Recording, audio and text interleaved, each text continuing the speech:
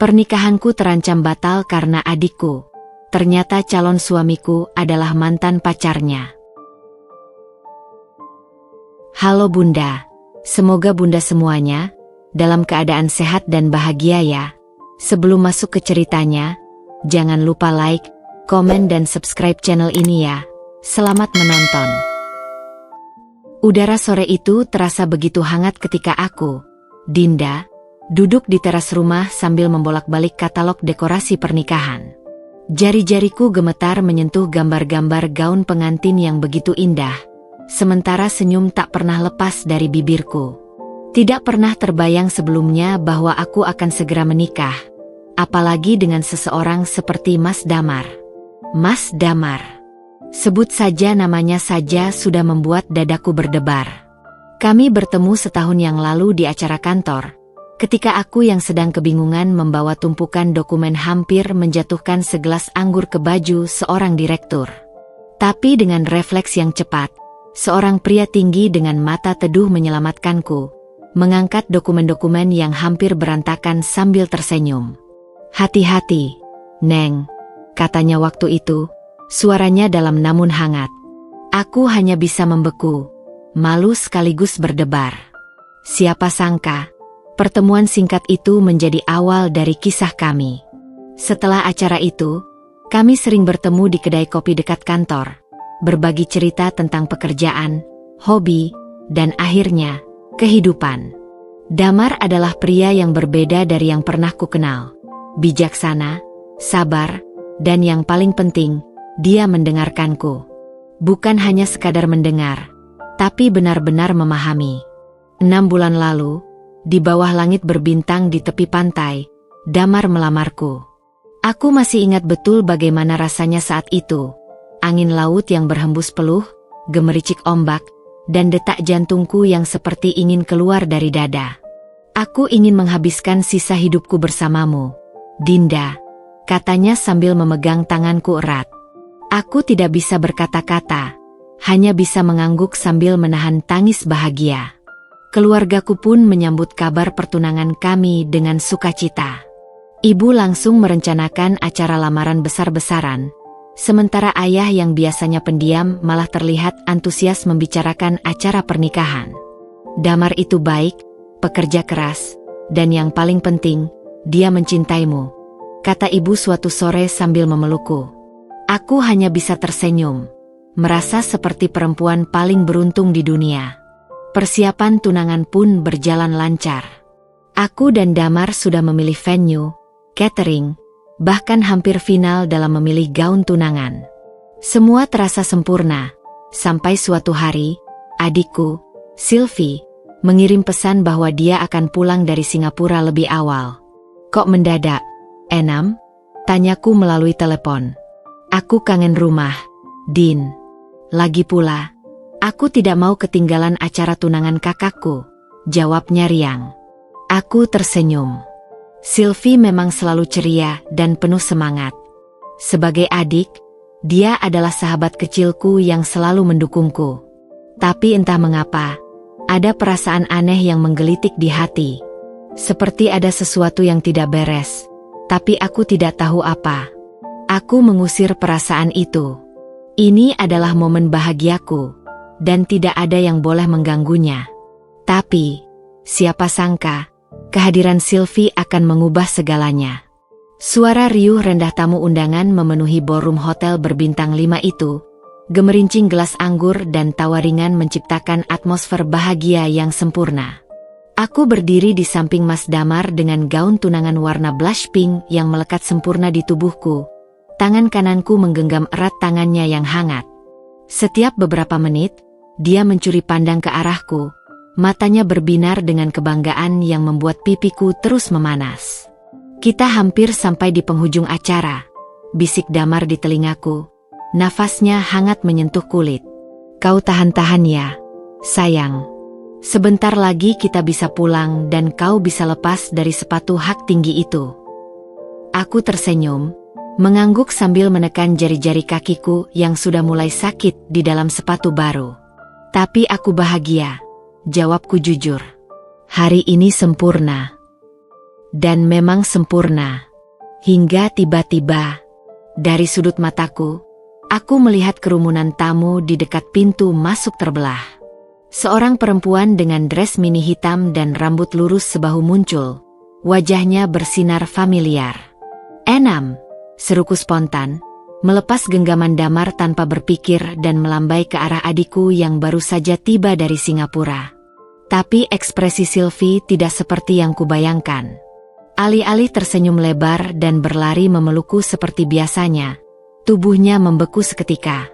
Bibirnya yang biasanya cerewet menganga sedikit. Matanya membelalak seperti melihat hantu. Pandangannya tidak tertuju padaku, tapi menembus tepat ke arah Damar di sampingku. Aku berbalik, bingung. Damar berdiri kaku seperti patung. Genggamannya pada tanganku tiba-tiba menjadi sangat kuat sampai nyaris menyakitkan. Wajahnya yang tadi berseri kini pucat pasi. Bibirnya bergetar seolah ingin berkata sesuatu tapi tak ada suara yang keluar. "Mas, ada apa?" tanyaku. Suaraku gemetar. Sebelum sempat menjawab, Sylvie sudah berbalik badan begitu cepat sampai membuat rambutnya berkibar. Aku melihat bahunya naik turun seperti sedang bernafas berat sebelum dia menyelinap pergi di antara kerumunan tamu, menghilang begitu saja. "Enam, tunggu," teriakku, tapi suaraku tenggelam dalam musik orkestra yang sedang memainkan lagu romantis. Damar menarik napas dalam-dalam. "Dinda." Tapi aku sudah melepaskan tangannya, tanpa sadar mengangkat gaunku dan berusaha menyusul Sylvie. Jantungku berdegup kencang, pikiran kalut. Kenapa mereka bereaksi seperti itu? Apa yang terjadi? Di lorong belakang ballroom, kutemukan Sylvie sedang bersandar di dinding, tangannya menutupi wajah. "Enam, ada apa? Kau kenapa?" tanyaku sambil meraih bahunya. Dia mengangkat wajah, matanya merah, linernya luntur. "Dia, Damar itu." "Kau kenal Mas Damar?" tanyaku, perutku berputar-putar tak karuan. Sylvie tertawa getir. Suaranya pahit seperti baru menelan sesuatu yang sangat tidak enak. "Kenal? Kak, Damar adalah mantan pacarku. Pacar seriusku selama 2 tahun yang putus 3 tahun lalu." Dunia sekelilingku seakan berhenti berputar. Lorong belakang ballroom itu tiba-tiba terasa sempit. Udara pengap yang sebelumnya tidak kusadari kini seakan menyumbat kerongkonganku. Aku berdiri kaku di hadapan Sylvie. Tangan kananku masih menggenggam bahunya dengan erat. Sementara pikiranku berputar liar mencerna kata-kata yang baru saja diucapkannya. "Damar adalah mantan pacarku." Kalimat itu menggema dalam kepalaku, seolah diulang-ulang oleh suara yang tak kukenal. Aku melihat bibir Sylvie bergetar. Matanya yang biasanya penuh keceriaan kini dipenuhi oleh bayangan masa lalu yang jelas-jelas masih menyakitkan. Tapi kenapa tidak ada yang memberitahuku? Suaraku terdengar kecil, hampir seperti bisikan anak kecil yang kebingungan. Sylvie menghela napas panjang, menjauhkan diri dari genggamanku. "Aku tidak tahu kalau pacarmu adalah Damar. Kak, kau selalu memanggilnya Mas, dan aku tidak pernah melihat fotonya." Dia menggosok pelipisnya dengan jari-jari gemetar. "Kalau saja aku tahu." "Kalian serius?" tanyaku, perutku mual. Dia mengangguk perlahan, matanya menghindari tatapanku. 2 tahun, Kak. Kami bahkan sempat membicarakan masa depan. Setiap kata yang keluar dari mulutnya seperti pukulan telak di dadaku. Aku teringat bagaimana 6 bulan lalu, ketika pertama kali bercerita tentang Damar pada keluarga, Sylvie sedang sibuk dengan ujian akhir di Singapura. Ibu hanya bilang, "Adikmu sibuk, nanti saja kalau sudah pulang." Dan aku terlalu bahagia sampai tidak memaksa memperkenalkan mereka melalui video call. Suara langkah kaki berat mendekat membuat kami berdua menoleh. Damar berdiri di ujung lorong, wajahnya masih pucat tapi kini terlihat lebih tenang. "Kita perlu bicara," katanya, suaranya parau. "Tidak sekarang," sergah Sylvie tiba-tiba. Suaranya lebih tinggi dari biasanya. Aku tidak bisa, tidak sekarang. Tanpa memberi kesempatan lagi, dia menyusuri lorong dengan langkah cepat, meninggalkan aku dan Damar dalam keheningan yang menyiksa. Damar mendekat, tangannya terulur seolah ingin menyentuhku, tapi aku mundur tanpa sadar. Dinda. Sejak kapan kau tahu? Potongku, suaraku tiba-tiba keras. Dia mengatupkan bibirnya, matanya berbinar seperti orang yang sedang berjuang menahan emosi. Aku tidak tahu kalau Sylvie adalah adikmu sampai tadi. Bukan itu yang kutanya. Teriakku, suaraku pecah. Sejak kapan kau tahu bahwa kau pernah pacaran dengan adikku? Nama belakang kami sama, Damar. Atau jangan-jangan selama ini kau sengaja menyembunyikannya? Dia menggeleng cepat. Tangannya kini memegangi kepalanya sendiri. Aku tidak menyembunyikan apapun. Nama lengkapmu Dinda Ayu Prameswari. Sementara Sylvie selalu kupanggil Sylvie Pramono. Aku pikir itu nama ayahnya yang berbeda. Aku terkesiap. Benar. Ayah kami memang memiliki dua marga karena silsilah keluarga yang rumit, dan Sylvie lebih sering menggunakan Pramono untuk urusan akademisnya. Tapi tetap saja, kau harusnya tahu. Harusnya kau bertanya. Atau minimal.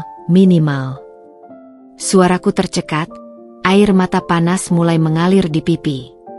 Oh Tuhan, bagaimana mungkin ini terjadi? Damar berlutut tiba-tiba, tangannya menggenggam tanganku erat. Dengar aku, Dinda. Apapun yang terjadi di masa lalu, itu sudah selesai. Aku mencintaimu, bukan Sylvie. Hubungan kami berakhir 3 tahun lalu dan tidak ada sisa perasaan lagi. Tapi kenapa? Saat mendengar kata-katanya itu, yang terlintas di kepalaku justru bayangan Sylvie tadi. Matanya yang merah, suaranya yang patah-patah ketika mengatakan mereka pernah merencanakan masa depan bersama. Kita harus membicarakan ini, bisikku lemas. Tapi tidak sekarang.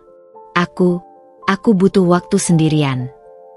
Damar terlihat ingin protes, tapi akhirnya mengangguk pelan. Aku akan mengantarmu pulang. Tidak, tolakku cepat. Aku akan ikut mobil orang tua. Kau urus tamu-tamumu. Ketika aku berbalik meninggalkannya, tubuhku terasa seperti bukan milikku sendiri. Setiap langkah terasa berat, tapi yang lebih berat adalah pertanyaan-pertanyaan yang kini memenuhi kepalaku. Bagaimana mungkin aku tidak tahu? Seberapa serius hubungan mereka dulu? Dan yang paling menyakitkan, apakah cinta Damar padaku benar-benar tulus? Atau hanya pengalihan dari masa lalunya dengan Sylvie? Di parkiran, kudapati ibu sedang sibuk mengatur pembagian goodie bag untuk tamu. Ketika melihat wajahku, matanya langsung penuh kecemasan. Dinda? Ada apa, sayang? Aku tidak bisa menjawab. Aku hanya bersandar di bahunya. Dan untuk pertama kalinya sejak pertunanganku diumumkan, aku menangis sejadi-jadinya. Mobil orang tuaku meluncur pelan di jalanan yang sudah mulai sepi. Lampu jalan berkedip-kedip seperti bintang-bintang yang tertusuk di langit malam. Aku duduk di kursi belakang dengan kepala bersandar di jendela, menatap bayangan wajahku sendiri yang terpantul di kaca. Wajah yang kini dipenuhi oleh garis-garis air mata yang sudah mengering. Ibu duduk di sampingku, tangannya sesekali mengelus punggungku dengan gerakan lembut yang justru membuatku ingin menangis lagi. Ceritakan pada ibu, sayang, bisiknya setelah 10 menit keheningan yang tegang. Aku menarik napas dalam-dalam, merasakan bagaimana dadaku masih terasa sesak seperti diikat oleh tali tambang yang kencang. Damar adalah mantan pacar Sylvie, Bu. Tangan ibu di punggungku berhenti sejenak. Di kursi depan, ayah yang selama ini diam perlahan menepikan mobil di pinggir jalan. Apakah kau yakin? Tanya ayah, suaranya lebih berat dari biasanya. Aku mengangguk lemas. Sylvie yang bilang. Dan Damar mengakuinya. Ibu menghela napas panjang. Matanya menatapku dengan campuran rasa kasihan dan kekhawatiran. Oh, Dinda. Kenapa tidak ada yang memberitahuku? Suaraku pecah, lebih keras dari yang kurencanakan. Aku hampir menikahi mantan pacar adikku sendiri. Bagaimana mungkin tidak ada yang tahu? Bagaimana mungkin Sylvie tidak pernah sekalipun menyebutkan namanya? Ayah membuka pintu mobil dan keluar, berdiri di pinggir jalan sambil menyalakan rokok. Dari balik jendela, kulihat asap rokoknya berkelabat ditiup angin malam. Itu pertanda buruk. Ayah hanya merokok ketika benar-benar stres. Ibu memegangi tanganku erat. Sayang, hubungan Sylvie dan pria itu berakhir 3 tahun lalu. Saat itu kau sedang sibuk dengan pekerjaanmu di Bandung. Ingat? Dan Sylvie sendiri tidak banyak bercerita. Setelah putus, dia langsung mengambil beasiswa ke Singapura. Aku mengingat-ingat masa itu. Benar, 3 tahun lalu Sylvie tiba-tiba mengumumkan akan kuliah di luar negeri. Dan aku terlalu sibuk dengan promosi jabatanku sampai tidak menyadari perubahan sikapnya. Tapi seharusnya seseorang memberitahuku. Bisikku, merasa seperti orang bodoh yang tertipu dalam lelucon buruk. Ibu mengusap air mataku yang kembali jatuh. Kita akan bicara dengan Sylvie. Dan dengan calon suamimu juga. Ini situasi yang rumit, tapi bukan berarti tidak bisa diselesaikan. Rumah orang tuaku yang biasanya terasa hangat kini seperti dipenuhi oleh udara dingin yang menusuk tulang. Ketika kami tiba, Sylvie sudah ada di ruang tamu, duduk di sofa dengan kedua tangannya mencengkeram erat segelas teh yang sudah dingin. Matanya merah dan bengkak, tapi wajahnya terlihat lebih tenang. Atau mungkin hanya pasrah. Aku duduk di hadapannya, sementara ibu dan ayah memilih berdiri di dekat pintu, memberi kami ruang. Ceritakan padaku, pintaku, berusaha menjaga suaraku tetap stabil. Ceritakan segalanya.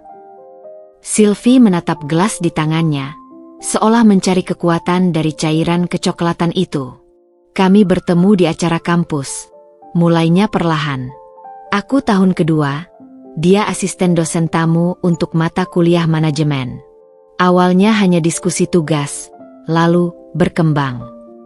Aku menelan ludah, membayangkan Damar muda, rambutnya mungkin lebih pendek, masih memakai kacamata seperti yang pernah kulihat di foto-foto lamanya, duduk berdekat-dekatan dengan adikku di perpustakaan kampus. Hubungan kami serius, Kak, lanjut Sylvie, suaranya getir. Kami bahkan sempat berbicara tentang menikah setelah aku lulus. Rasanya seperti ditampar. Aku tidak pernah tahu Damar adalah tipe pria yang bisa berbicara tentang pernikahan dengan begitu mudahnya. Dengan diriku, butuh 6 bulan baginya untuk mengucapkan kata cinta. Lalu kenapa kalian putus? Tanyaku, berusaha keras untuk tidak terdengar seperti sedang menginterogasi. Sylvie mengangkat bahu, tapi gerakannya terasa dipaksakan. Banyak hal. Aku ingin keluar negeri. Dia ingin fokus di perusahaan keluarganya di sini. Dan ada masalah kepercayaan juga. Aku langsung menangkap nada di suaranya. Masalah kepercayaan seperti apa? Dia menggeleng, akhirnya menatapku langsung. Itu tidak penting sekarang, Kak.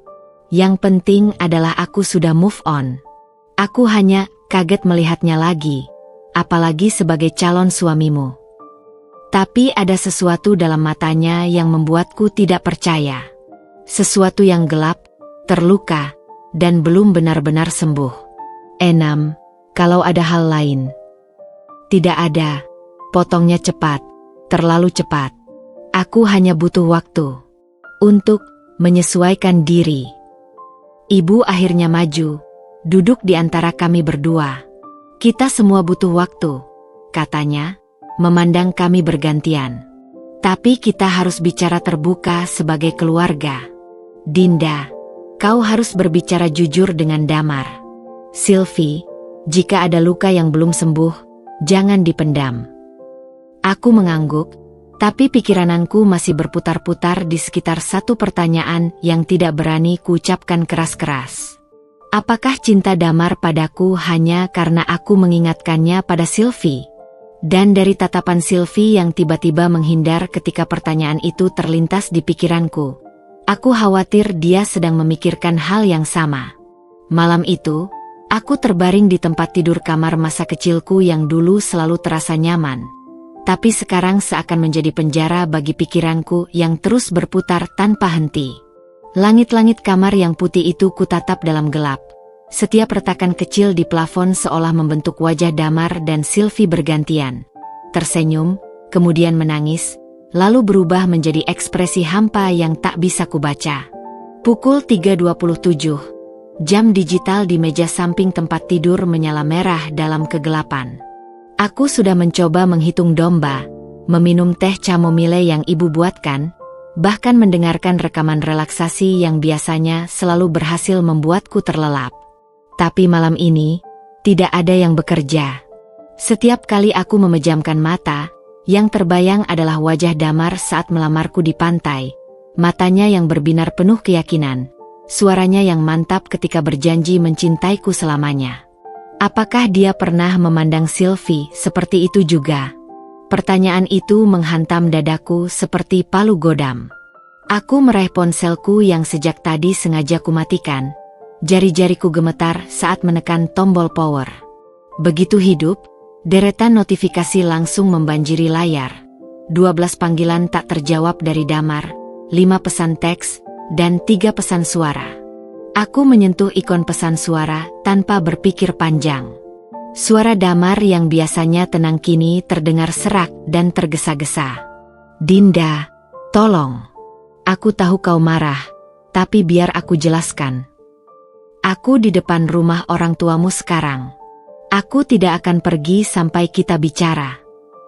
Sudah 5 jam aku menunggu di sini. Tolong, sayang." Aku tercekat. 5 jam? Itu berarti dia masih di luar sejak aku pulang. Dengan gerakan panik, aku melompat dari tempat tidur dan membuka tirai jendela perlahan. Dan benar saja, di bawah sinar lampu jalan yang kuning, Damar masih duduk di tangga depan rumah orang tuaku. Tubuhnya membungkuk dengan kedua tangannya menggenggam erat secangkir sesuatu yang mungkin sudah lama dingin. Dia masih mengenakan setelan jas yang sama dari acara tunangan, tapi sekarang terlihat kusut dan lembab oleh embun malam. Jantungku berdegup kencang. Ini bukan Damar yang kukenal. Damar yang selalu perfeksionis, yang tidak akan pernah terlihat dalam keadaan tidak rapi. Melihatnya seperti ini membuat rasa sakit di dadaku bertambah parah, seolah ada tangan tak terlihat yang meremas jantungku perlahan. Tanpa berpikir panjang, kuambil sweater dan menyelinap keluar kamar. Udara malam yang dingin langsung menyambutku ketika aku membuka pintu depan perlahan.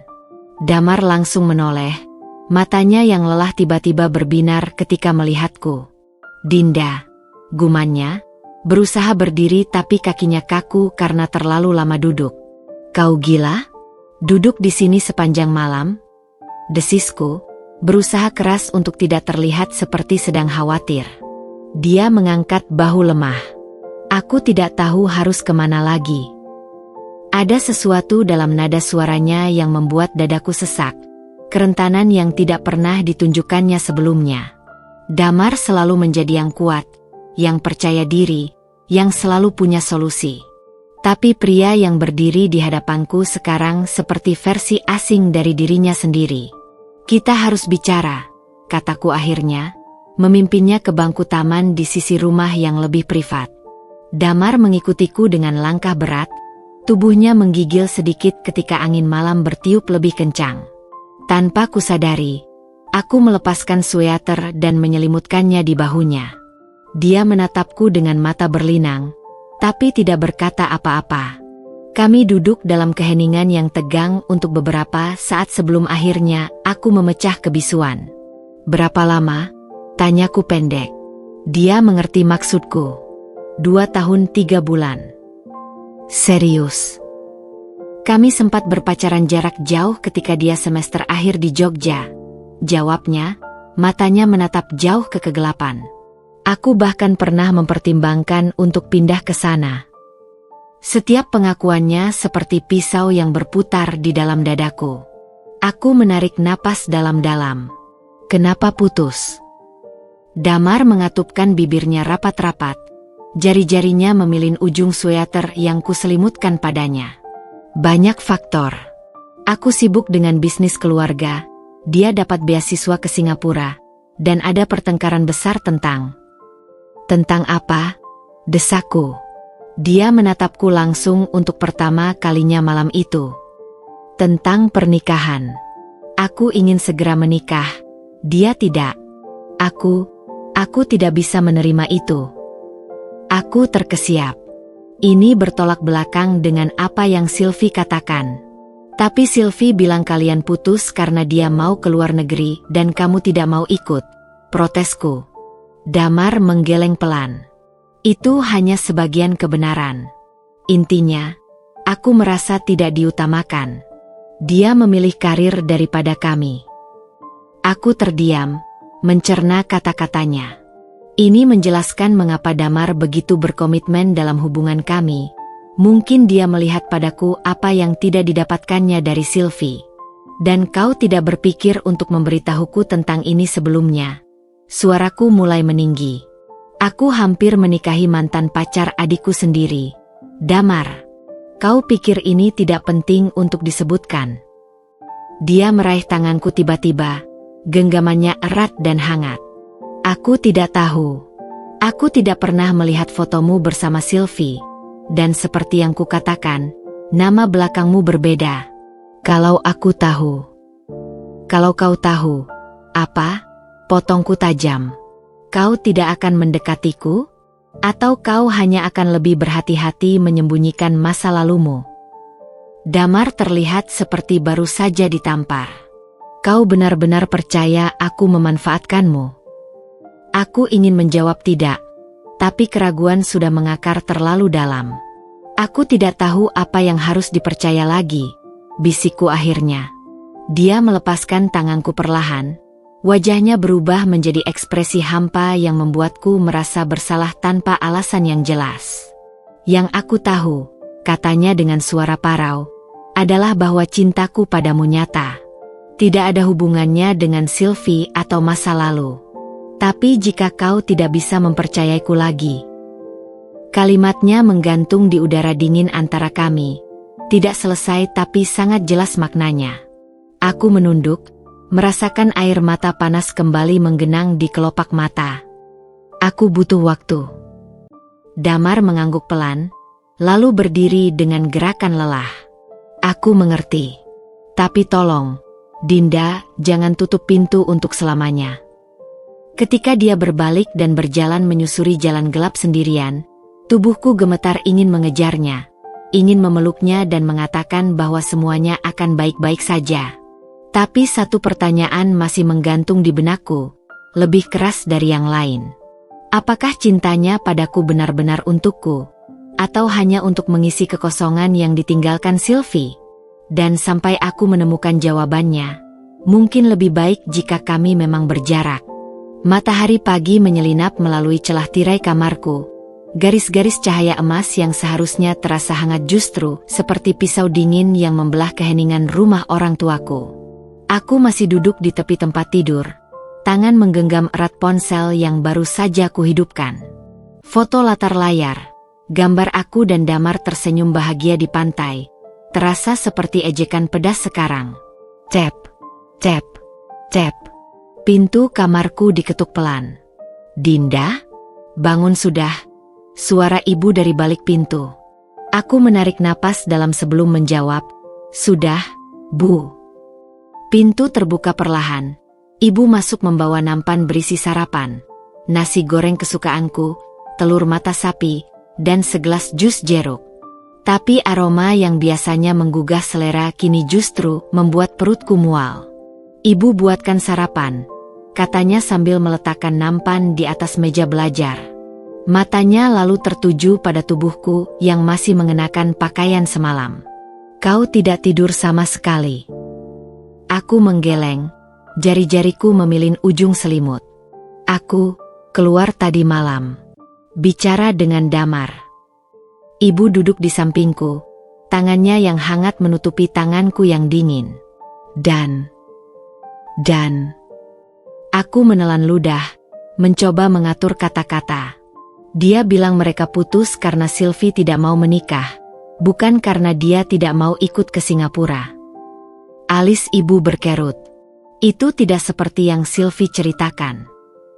Persis. Suaraku pecah tanpa kusadari. Mereka memberikan cerita yang berbeda, Bu. Dan aku tidak tahu siapa yang harus dipercaya.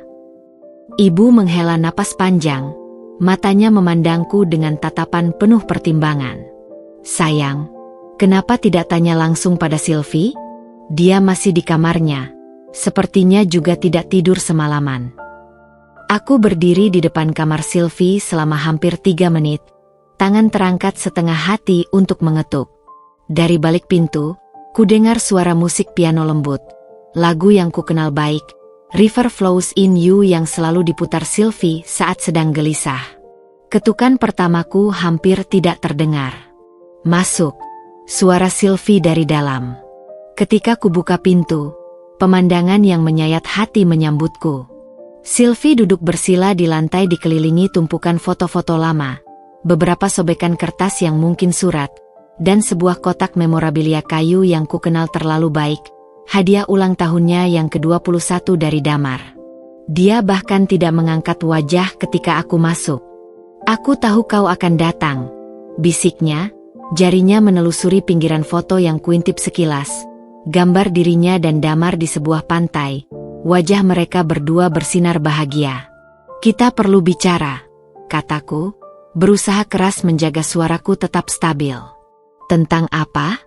Tentang bagaimana mantan pacarku ternyata calon suamimu? Atau tentang bagaimana kau tidak percaya padaku? Suaranya tajam tapi hancur. Aku meremas pinggiran pintu.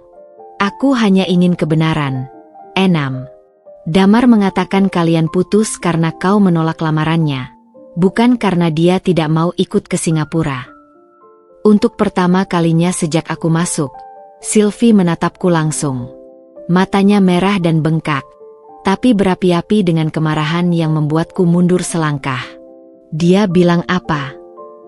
Aku mengulangi perlahan apa yang Damar katakan semalam. Dengan setiap kata, wajah Sylvie semakin pucat, lalu memerah, lalu akhirnya hancur dalam air mata yang meledak-ledak. Dia benar-benar mengatakan itu. Suaranya bergetar tak percaya. Setelah semua yang dia lakukan. Semua apa? Enam? Aku mendekat, jantung berdebar kencang. Apa yang sebenarnya terjadi antara kalian? Sylvie menarik napas bergelombang, tangannya meraih sebuah amplop coklat dari tumpukan kertas di lantai. Dengan gerakan gemetar, dia mengeluarkan selembar foto. Gambar Damar dengan seorang wanita cantik di sebuah kafe, tangannya saling bertautan intim. Ini diambil 2 minggu sebelum kami putus, bisik Sylvie, suaranya seperti pecahan kaca. Dia berselingkuh, Kak, dengan asistennya sendiri. Aku ketemu mereka berdua di hotel ketika seharusnya dia sedang meeting di Bandung. Dunia sekelilingku berputar. Aku meraih tempat tidur untuk menopang tubuhku yang tiba-tiba lemas. Dan ketika aku konfrontasi, lanjut Sylvie dengan suara hampa, dia malah menyalahkanku. Bilang aku terlalu sibuk dengan kuliah, terlalu dingin, terlalu tidak seperti yang dia inginkan. Potongan-potongan puzzle mulai menyatu di kepalaku. Damar yang selalu mengeluh tentang mantan pacarnya yang tidak perhatian. Damar yang selalu ingin tahu jadwalku setiap saat. Damar yang marah ketika aku memilih lembur daripada makan malam bersamanya.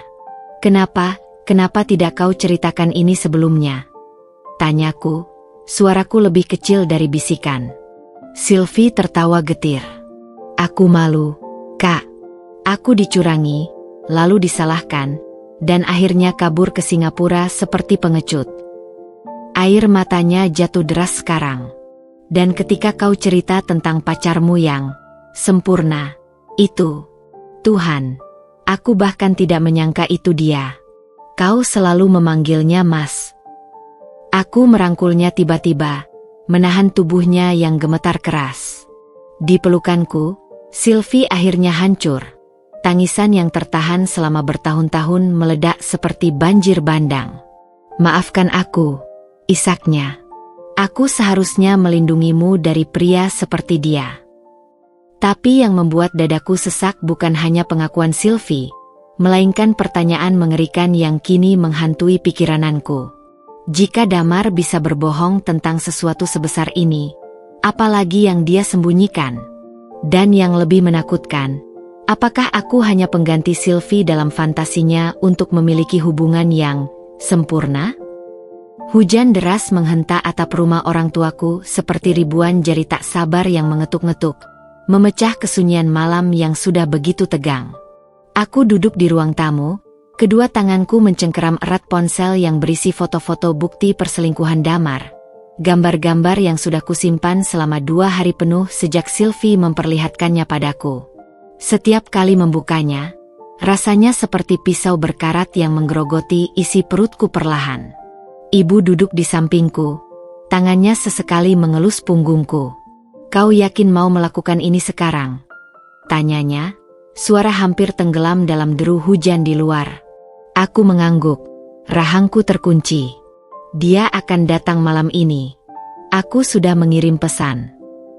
Tepat seperti yang kukatakan, bel rumah berbunyi nyaring. Dadaku berdegup kencang, darah berdesir di telinga. Dari balik pintu, bayangan tubuh tinggi tegap itu jelas terlihat. Damar, dengan payung hitam yang masih meneteskan air hujan. Ketika ibu membuka pintu, Damar langsung menatapku. Matanya yang biasanya teduh kini gelap oleh kelelahan dan, apakah itu ketakutan? Dia masih mengenakan kemeja putih yang rapi, tapi kerahnya sedikit berantakan, seperti sudah dipakai seharian tanpa istirahat. "Dinda," sapanya, suaranya serak. "Terima kasih mau menemuiku." Aku tidak menjawab, hanya menatapnya dingin, sambil secara perlahan menggeser ponsel di atas meja kopi ke arahnya. Dia mengernyit, lalu mengambil ponsel itu. Begitu matanya menangkap gambar di layar, seluruh tubuhnya menegang. Wajahnya yang biasanya maskulin dan tegas tiba-tiba tampak menua 10 tahun dalam sekejap. Di mana kau dapat foto ini?" gumannya, jari-jarinya gemetar memegang ponselku. "Sylvie menyimpannya selama 3 tahun, jawabku datar. "Bukankah seharusnya kau yang menjelaskan?" Damar menutup mata sebentar, seperti sedang mengumpulkan keberanian. Ketika membukanya kembali, ada sesuatu yang berbeda di dalamnya, sekilas keputusasaan yang dalam.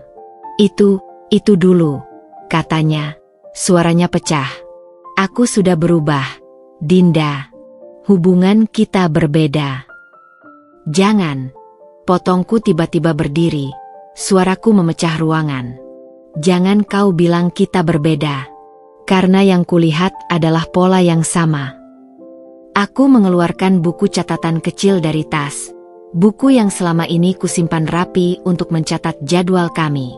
Dengan gerakan kasar, kubuka halaman-halaman tertentu dan melemparkannya ke hadapannya. "Lihat ini. Tanggal 14 Februari, kau marah karena aku memilih menemani ibu ke dokter daripada merayakan Valentine. Tanggal 17 Maret, kau tidak bicara padaku seharian karena aku tidak menjawab teleponmu saat meeting penting." Suaraku semakin tinggi, semakin getir. "Persis seperti yang kau lakukan pada Sylvie." "Persis." Damar terlihat seperti tersambar petir. "Itu tidak sama." "Lalu apa ini?" Aku menyodorkan screenshot percakapan yang baru saja kuterima dari teman sekantor Damar. Sebuah pesan dari Damar seminggu yang lalu pada asisten barunya, seorang perempuan bernama Tari, yang isinya membuat darahku mendidih. "Meeting besok pagi, tapi kita bisa makan malam dulu berdua malam ini. Pacarku sibuk dengan persiapan pernikahan." Wajah Damar benar-benar hancur sekarang. "Dinda, itu hanya..." "Jawab satu pertanyaanku," potongku. Suaraku tiba tata sangat tenang, justru lebih menakutkan. "Ketika kau melamarku, ketika kau bilang mencintaiku, apakah selama ini kau hanya melihatku sebagai pengganti Sylvie? Sebagai kesempatan kedua untuk memiliki apa yang gagal kau dapatkan darinya. Ruangan menjadi sunyi seketika. Bahkan hujan di luar seperti mereda untuk mendengar jawabannya. Damar menatapku lama. Matanya berkilat seperti ada perang dahsyat terjadi di dalam dirinya. Ketika akhirnya dia berbicara, suaranya hampir tak terdengar. Awalnya, mungkin iya. 3 kata itu menghantamku seperti pukulan di solar plexus. Aku terhuyung mundur, tapi ibu segera menyangga tubuhku. Tapi itu berubah. Damar buru-buru melanjutkan, tangannya terulur seperti ingin meraihku. Aku benar-benar mencintaimu, Dinda. Kau berbeda dari... Cukup. Aku mengangkat tangan, memotongnya. Kau tahu apa yang paling menyakitkan? Bahwa kau bahkan tidak cukup menghormatiku untuk berbohong dengan baik. Dengan gerakan mantap, aku melepaskan cincin pertunangan dari jariku dan meletakkannya di atas meja. Bunyi logam kecil itu menimpa permukaan kayu terdengar seperti gema kematian sesuatu yang dulu sangat berharga. Pernikahan kita batal. Damar berdiri terpaku, wajahnya campuran antara syok dan penerimaan. Dinda, tolong. Keluar, bisikku. Sebelum kularang kau selamanya. Ketika dia akhirnya pergi, tubuhnya yang biasanya tegap kini bungkuk seperti orang tua. Aku menutup pintu dengan perlahan. Baru kemudian, di pelukan ibu, aku membiarkan air mata yang selama ini kutahan mengalir deras. Tapi di balik rasa sakit yang menghancurkan itu, ada sesuatu yang aneh, rasa lega. Seperti akhirnya bisa bernapas setelah lama dicekik. Karena sekarang aku tahu, ini bukan tentang aku yang tidak cukup baik. Ini tentang dia yang tidak akan pernah cukup jujur. 3 hari telah berlalu sejak aku mengembalikan cincin pertunangan itu pada Damar. 3 hari di mana dunia terasa seperti berjalan dalam gerak lambat. Setiap detik terasa berat dan menyiksa. Rumah orang tuaku yang biasanya ramai kini terasa seperti benteng yang dikepung kesedihan. Bahkan suara burung-burung di pagi hari seolah berkicau dengan nada yang lebih pelan, seakan menghormati duka yang menggelantung di udara. Aku duduk di beranda belakang, menatap halaman yang basah oleh hujan semalam. Tanganku memegang erat secangkir teh chamomile yang sudah dingin, sama seperti hubunganku yang kini telah kehilangan kehangatannya. Di depanku, laptop terbuka menunjukkan draft pengumuman pembatalan pernikahan yang harus segera kukirim ke vendor-vendor. Setiap kata yang kutulis terasa seperti pisau yang mengiris-iris kenangan. Dengan berat hati, kami mengabarkan bahwa pernikahan Dinda dan Damar Adinugroho yang rencananya diselenggarakan pada. Tiba-tiba, suara langkah kaki cepat memecah konsentrasiku. Sylvie muncul dari dalam rumah. Wajahnya pucat dan tangan kanannya menggenggam erat ponselnya. "Kak, kau harus lihat ini," katanya, suaranya bergetar. Aku mengangkat kepala, seketika waspada melihat ekspresinya. Apa yang terjadi? Dia menyodorkan ponselnya. Di layar terbuka sebuah akun Instagram, profil seorang perempuan cantik dengan nama Tari Wijaya. Foto terbarunya adalah sebuah swafoto di dalam restoran mewah, dan di sebelahnya, dengan senyum lebar yang kukenal terlalu baik, duduk Damar. "Celebrating new beginnings with my favorite person," tulisannya. Tanggal uploadnya adalah kemarin malam. Perutku mual. Siapa dia? Sylvie menggigit bibir bawahnya. Menurut temanku yang kerja di perusahaan Damar, dia adalah asisten barunya, yang menggantikan posisi perempuan yang dulu berselingkuh denganku. Ironi yang begitu pahit membuatku tertawa getir. Jadi polanya berulang. Aku bahkan tidak istimewa untuk menjadi pengganti yang langgeng. "Jangan bilang begitu," protes Sylvie, tangannya meraih paku. "Ini bukan tentang kau, Kak. Ini tentang dia yang..." Bel rumah berbunyi nyaring, memotong perkataannya. Kami bertukar pandang. Siapa yang akan datang di pagi buta ini? Ibu yang membuka pintu. Suaranya yang biasanya hangat kini terdengar dingin. Apa yang kau lakukan di sini? Aku dan Sylvie bergegas ke depan. Yang berdiri di teras adalah seorang perempuan parubaya dengan setelan kantor yang rapi, Ibu Damar. Wajah Bu Adinugroho terlihat 10 tahun lebih tua dari pertemuan terakhir kami. Matanya bengkak, seperti habis menangis semalaman.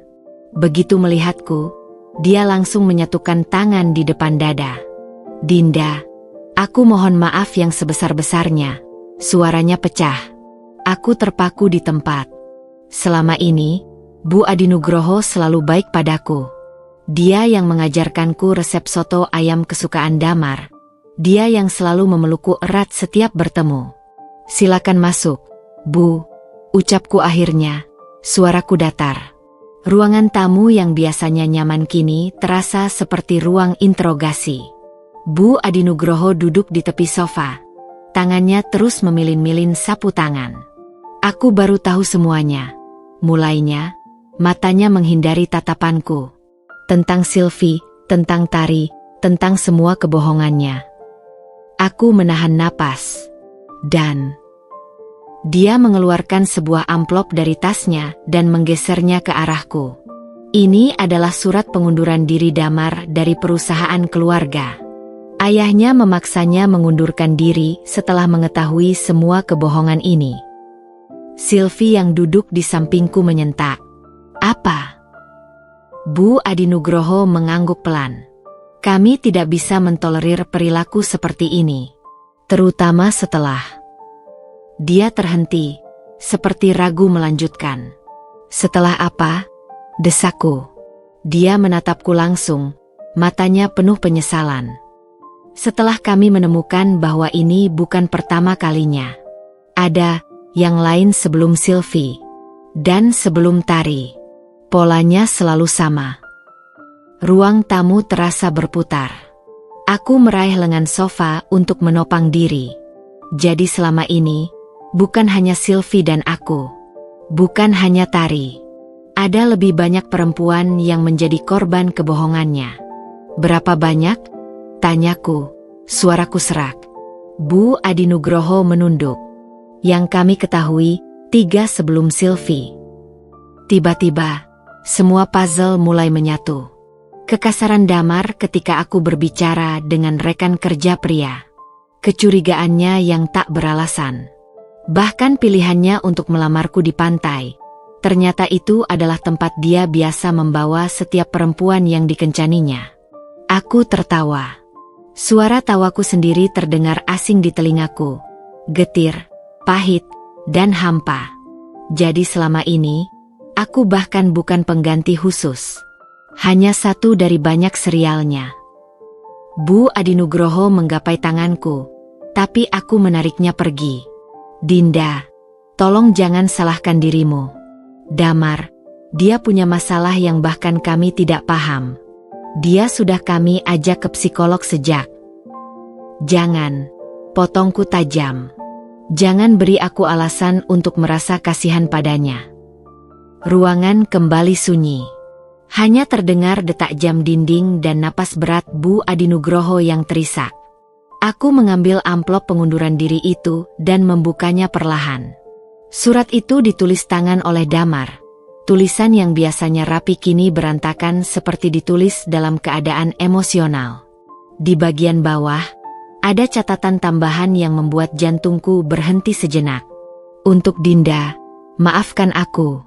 Aku tidak pantas mendapat cintamu yang tulus. Tapi yang lebih mengejutkan adalah apa yang terselip di dalamnya. Selembar cek dengan jumlah yang membuat mataku terbelalak. Ini apa? Tanyaku, mengangkat cek itu.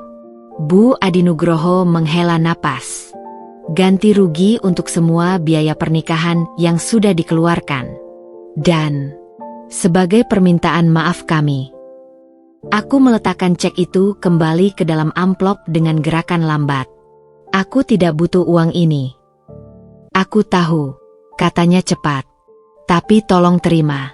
Untuk ketenangan pikiran kami. Ketika akhirnya dia pergi, aku berdiri di teras melihat mobilnya menjauh.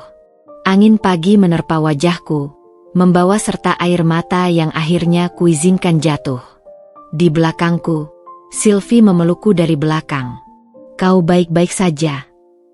Aku memandangi amplop di tanganku, lalu tersenyum kecil.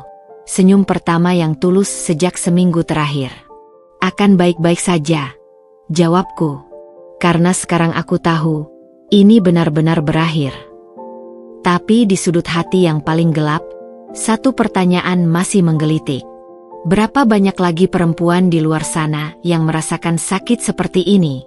Dan apakah aku akan menjadi yang terakhir? Matahari pagi menyinari wajahku dengan lembut saat aku berdiri di depan pintu kaca kantor psikolog, menatap bayangan sendiri yang terpantul. Rambutku yang biasanya rapi kini diikat sembarangan. Mata yang dulu bersinar kini dikelilingi lingkaran hitam akibat kurang tidur. Tapi ada sesuatu yang berbeda, sesuatu yang lebih kuat dalam tatapan mata itu sendiri. "Dinda Ayu Prameswari? Ibu bisa masuk sekarang." Suara resepsionis menyadarkanku dari lamunan. Ruangan konseling itu nyaman, dengan sofa lembut dan lukisan abstrak berwarna pastel di dinding. Dokter Sari, psikolog yang direkomendasikan temanku, menyambutku dengan senyum hangat yang tidak terkesan mengasihani. "Ceritakan padaku, apa yang membuatmu datang ke sini?" tanyanya setelah kami duduk. Aku menarik napas dalam. Di luar jendela, langit biru cerah terlihat begitu kontras dengan kekacauan di dalam diriku. Aku baru membatalkan pernikahanku, mulaku. Suaraku lebih stabil dari yang kuduga. Ternyata calon suamiku punya sejarah memanipulasi perempuan, termasuk adikku sendiri. Dokter Sari mengangguk pelan, memberiku ruang untuk melanjutkan. Yang keluar kemudian bukanlah kata-kata teratur, melainkan banjir pengakuan yang selama ini kupendam. Tentang bagaimana aku menemukan foto perselingkuhannya, tentang pengakuan pahit bahwa aku mungkin hanya pengganti, tentang betapa hancurnya harga diriku ketika menyadari polanya yang berulang.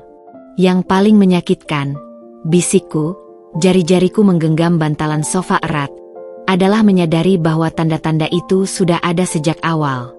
Kekasihannya yang berlebihan, kecemburuannya yang tidak wajar, caranya mengisolasiku dari teman-teman, tapi aku mengabaikannya semua karena aku ingin diperhatikan.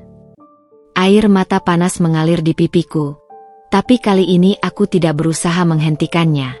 Dokter Sari mendorong kotak tisu ke arahku. "Apa yang kamu rasakan sekarang?" Aku mengangkat wajah, menatap langsung ke matanya. Marah. Pada diriku sendiri. Pada dia. Tapi juga lega. Lega. Ya, aku menghela napas. Seperti aku baru saja menyelamatkan diri dari kehidupan yang akan menghancurkanku perlahan. Sesi itu berlangsung selama 2 jam. Kami berbicara tentang pola hubungan toksik, tentang tanda-tanda narsisistik abuse, tentang bagaimana membangun kembali kepercayaan pada diri sendiri. Ketika keluar dari ruangan itu, dadaku terasa lebih ringan, seolah sebagian beban telah terangkat. Kafe di sudut jalan itu sunyi di hari kerja siang. Aku duduk di kursi favorit dekat jendela, menyeruput latte hangat sambil menatap laptop yang terbuka di depannya. Layar menunjukkan draft pengumuman resmi pembatalan pernikahan yang akan kuposting di media sosial. Kepada keluarga dan sahabat yang tercinta. Dengan hati yang berat tapi penuh keyakinan, saya mengabarkan pembatalan pernikahan saya dengan Damar Adi Nugroho. Jemariku berhenti mengetik ketika sebuah bayangan menghalangi cahaya matahari yang masuk melalui jendela. Kursi ini kosong. Aku mengangkat kepala. Seorang pria tinggi dengan kacamata bundar berdiri di sebelah meja, menunjuk kursi di seberangku. Wajahnya tidak asing, tapi aku tidak bisa langsung mengenalinya. Rangga? Akhirnya aku tersadar. Rangga dari divisi IT. Dia tersenyum lebar. Aku senang kamu masih ingat. Boleh aku bergabung? Aku menganggak, dengan cepat menutup laptop. Sudah lama tidak bertemu. Kamu masih kerja di tempat yang sama? Dia menggeleng sambil memesan kopi ke pelayan. Aku mengundurkan diri setahun lalu, buka startup kecil-kecilan. Matanya kemudian tertuju pada cincin di jariku yang kini kosong. Aku, dengar kabarmu. Aku turut sedih. Wajahku memanas. Sudah tersebar sampai ke kalian juga, ya. Rangga menghela napas. Dinda, aku ingin jujur padamu. Tahun lalu, ketika Damar baru masuk perusahaan, aku pernah memergokinya dengan asistennya di ruang server. Aku seharusnya mengatakan sesuatu. Dunia seolah berhenti berputar. Apa? Dia mengangguk, wajahnya penuh penyesalan. Aku melaporkan ke HR, tapi tidak ada tindakan karena dia anak direktur. Ketika aku tahu kalian bertunangan, aku tidak berani mengacaukan kebahagiaanmu. Aku menatap cangkir kopiku, mencerna informasi baru ini. Seharusnya aku marah pada Rangga, tapi yang kurasakan justru kelegaan aneh, konfirmasi bahwa instingku tidak salah. Damar memang sudah seperti ini sejak awal. Terima kasih sudah jujur sekarang. Akhirnya kukatakan. Kami berbincang lebih lama dari yang direncanakan. Tentang pekerjaan, tentang startup Rangga, tentang bagaimana dia juga baru keluar dari hubungan yang tidak sehat. Ketika matahari mulai tenggelam, dia mengantarku ke mobil dengan sopan. Kalau mau ngobrol lagi, aku sering di sini setiap Jumat, katanya sambil menyerahkan kartu nama. Aku tersenyum kecil. Mungkin saja. Di perjalanan pulang, ponselku berdering. Pesan dari Sylvie. Kak, ada yang harus kau lihat. Datang ke rumah sekarang. Ruang tamu rumah orang tuaku ramai ketika aku tiba. Sylvie, ibu, dan seorang perempuan asing berambut pendek duduk melingkar dengan ekspresi serius. Perempuan itu berdiri ketika aku masuk. Kak Dinda? Aku Mia, teman sekamar Sylvie di Singapura. Aku mengernyit, berjabat tangan dengannya. Ada apa? Sylvie mengeluarkan laptop dan membuka sebuah folder berisi screenshot percakapan. Mia menemukan ini di forum support korban kekerasan psikologis. Ini tentang Damar. Aku membaca perlahan. Seorang perempuan bernama Maya menceritakan pengalaman hampir identik dengan Sylvie dan diriku. Hubungan penuh kontrol, perselingkuhan, hingga ancaman halus ketika dia mencoba meninggalkannya. Yang membuat darahku membeku adalah tanggalnya. 2 tahun sebelum Damar bahkan bertemu Sylvie. Ada lebih banyak, bisik Mia. Aku sudah menghubungi beberapa dari mereka. Mereka ingin bertemu denganmu. Ibu meraih tanganku erat. Sayang, ini mungkin akan menyakitkan, tapi aku perlu mendengarnya. Selesaiku, suaraku lebih tegas dari yang kuduga. Karena untuk benar-benar sembuh, aku harus menghadapi semua kebenaran, betapapun pahitnya. Dan mungkin, dengan cara ini, aku bisa membantu mencegah perempuan lain mengalami nasib serupa. Kafe kecil di sudut kota itu biasanya sepi di hari Minggu pagi. Tapi hari ini, suasana di dalamnya terasa berbeda. Aku duduk di meja panjang yang disediakan khusus.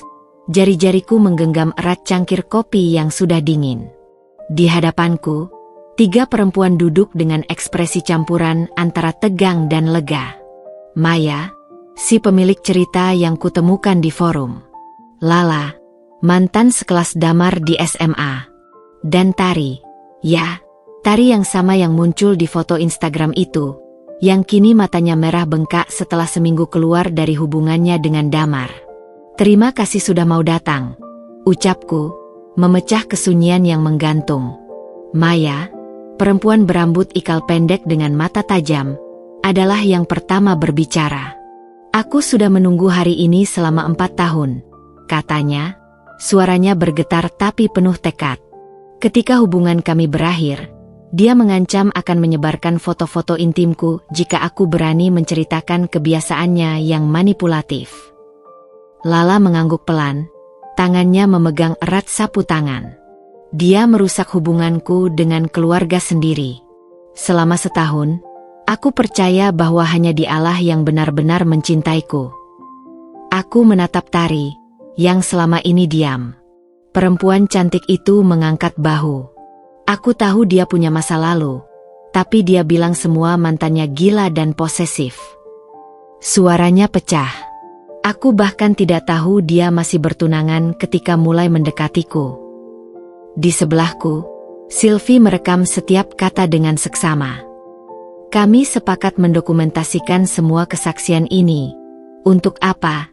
Kami belum tahu pasti. Mungkin untuk laporan polisi. Mungkin untuk menyadarkan orang lain. Atau mungkin hanya untuk kami sendiri, sebagai bukti bahwa kami tidak sendirian. Pertemuan itu berlangsung selama 3 jam. 3 jam di mana kami berbagi cerita yang mirip sampai menakutkan. Taktik isolasi, gaslighting, siklus penghargaan dan penghinaan yang membuat kami terus berlari mengejar versi baik dari dirinya. Ketika Tari menceritakan bagaimana Damar memaksanya mengganti gaya berpakaian agar mirip seperti aku, seluruh ruangan tercekat. Dia bilang aku terlalu ceria, bisik Tari. Air matanya jatuh. Bahwa dia lebih suka perempuan yang kalem dan elegan, seperti mantannya dulu. Tangan Sylvie menggenggam tanganku erat. Kami saling memandang, dan dalam tatapan itu, kami tahu, kami berdua adalah bagian dari koleksinya.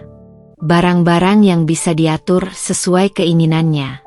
Kita harus melakukan sesuatu, desis Maya tiba-tiba. Dia tidak boleh terus seperti ini. Lala mengeluarkan setumpuk dokumen dari tasnya. Aku sudah konsultasi dengan pengacara. Dengan semua bukti kita digabung, kita bisa menuntutnya untuk pelecehan psikologis. Aku menarik napas dalam. Di laptopku, ada draft pengumuman pembatalan pernikahan yang masih belum kuposting. Tiba-tiba, aku tahu apa yang harus dilakukan. Ada satu hal lagi, kataku sambil membuka laptop. Jemariku menari di atas keyboard, menulis tambahan pada pengumuman itu. Bagi perempuan lain yang pernah mengalami hal serupa dengan Damar Adinugroho, saya membuka diri untuk mendengarkan dan mendukung. Terkadang, kebenaran perlu disuarakan keras. Sylvie membacanya dan tersenyum. Senyum pertama yang tulus sejak seminggu terakhir. Kau yakin? Aku mengangguk, tanpa keraguan. Sudah waktunya kita mengambil alih narasi. Tombol, post, ku tekan dengan mantap. Efeknya langsung terasa. Dalam 1 jam, teleponku mulai berdering tak henti. Teman-teman lama yang mengaku, selalu merasa ada yang tidak beres. Kenalan yang punya cerita serupa, bahkan seorang jurnalis yang ingin menulis tentang pola abuse psikologis ini. Tapi yang paling mengejutkan datang di sore hari. Saat aku bersiap pulang, ponselku bergetar dengan pesan dari nomor tak dikenal. Dinda, aku tahu aku tidak pantas meminta apa-apa. Tapi tolong, kita perlu bicara. D. Jantungku berdebar kencang. Setelah semua yang terjadi, setelah semua kebohongan terungkap, dia masih berani menghubungiku? Aku menatap pesan itu lama, lalu melihat sekeliling ruangan, ke Sylvie yang sedang membantu Tari merapikan dokumen, ke Maya dan Lala yang asyik berdiskusi, ke laptop yang penuh dengan bukti-bukti yang tak terbantahkan. Dengan gerakan mantap, jempolku menekan tombol blok. Untuk pertama kalinya sejak semuanya dimulai, aku merasa benar-benar bebas. Pagi itu, aku terbangun dengan dering ponsel yang tak henti-hentinya. Cahaya matahari pagi menyelinap melalui celah tirai kamarku, menyinari wajahku yang masih lelah setelah semalaman terjaga memantau reaksi netizen terhadap pengumuman pembatalan pernikahanku. Aku menggosok mataku yang berat sebelum meraih ponsel di atas meja samping tempat tidur. 152 pesan baru. 68 panggilan tak terjawab. 293 notifikasi media sosial. Jantungku berdegup kencang saat jemariku membuka aplikasi media sosial. Postinganku telah dibagikan lebih dari 5.000 kali. Angka yang tidak pernah kuduga. Komentar berdatangan dari berbagai akun, sebagian besar berisi dukungan, tapi ada juga yang meragukan ceritaku, bahkan menyalahkanku karena mencuci muka di depan publik. Namun yang paling mengejutkan adalah pesan dari seorang perempuan bernama Karina, mantan pacar Damar semasa kuliah yang kisahnya mirip sekali dengan kami. Dinda, aku baru baca postinganmu. Aku mengalami hal persis sama 5 tahun lalu. Dia merusak hidupku sampai aku harus pindah kota. Aku ingin bertemu, ceritakan semuanya. Kita harus hentikan ini. Aku duduk tegak di tempat tidur, membaca pesan itu berulang kali. Rasanya seperti menemukan potongan puzzle yang hilang. Kafe tempat kami bertemu Karina jauh lebih ramai dari biasanya. Mungkin karena hari Minggu, atau mungkin karena postinganku telah menarik perhatian banyak orang. Beberapa mata bahkan mencuri pandang ke arah meja kami, seolah mengenaliku dari foto-foto yang beredar.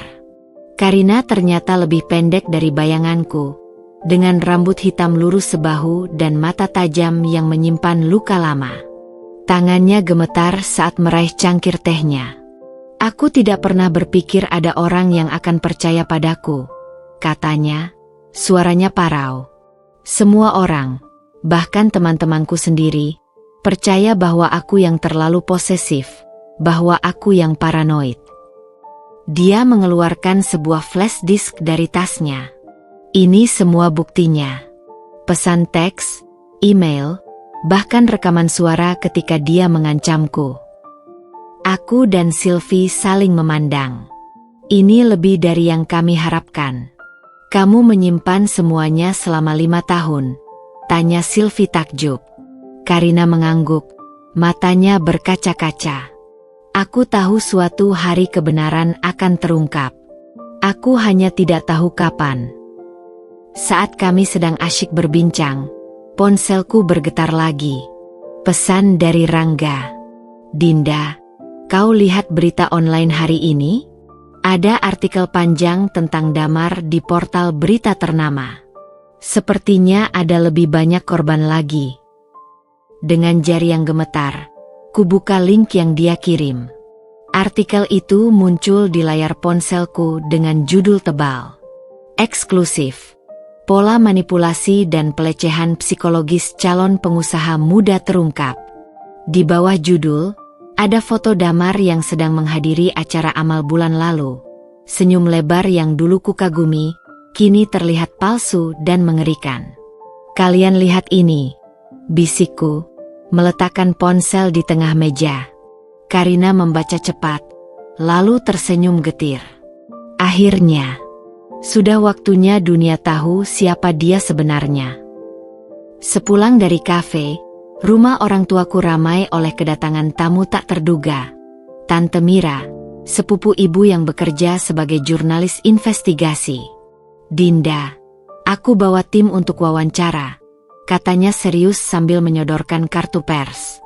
Ini bukan hanya tentang kamu lagi. Ini tentang melindungi perempuan lain. Aku menggigit bibir. Di satu sisi, ini kesempatan untuk menyuarakan kebenaran. Di sisi lain, aku takut akan dampaknya pada keluargaku. Ibu yang berdiri di sampingku meraih tanganku. Ini keputusanmu, sayang. Tapi ingat, dengan bersuara, kamu mungkin menyelamatkan banyak perempuan. Aku menarik napas dalam. Baik, aku mau. Wawancara itu berlangsung selama 3 jam. Aku menceritakan semuanya. Dari awal pertemuanku dengan Damar, tanda-tanda manipulasi yang kuhira normal, hingga momen ketika kebenaran pahit itu terungkap. Tante Mira merekam setiap kata dengan serius. Sesekali memintaku menjelaskan detail tertentu.